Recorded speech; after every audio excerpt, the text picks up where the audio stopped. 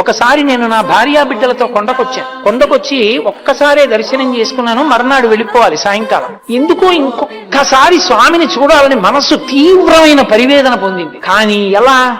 పిచ్చేళ్ల ఏమిటో నడుచుకుంటూ పూర్వం వైకుంఠం క్యూ కాంప్లెక్స్ దగ్గరే ఉండేది కరెంట్ రిజర్వేషన్ కౌంటర్. పెద్ద క్యూ ఉంది. నించుని చూస్తున్నా. ఒక 100 రూపాయలు అయితే కొనగలను. నాకు ఎలా దొరుకుతుంది? అర్చనానంతర దర్శనం దొరుకుతుందా? దొరకదు నాకు.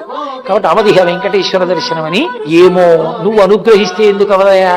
అవుతుంది. నువ్వు నన్ను అనుగ్రహించగలవా? వెళ్ళిపోనా అనుకున్నానంతే.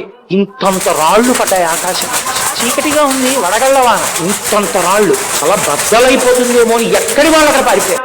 అందరూ పారిపోతే నేను ఆ క్యూలో పారిపోయాను. ఇంతే ఉంది, అంతే. 2 పడితే పడ్డాయిలేరా అని చేతులు ఇలా పెట్టుకుని నించున్నా. ఆ షెల్టర్ కింద వెళ్ళిపోయా. ఇలా వెళ్ళా. అర్చనానంతర దర్శనం దొరికింది. స్వామి నన్ను రక్షించావు అనుకుని వెళ్ళిపోయా దర్శనం.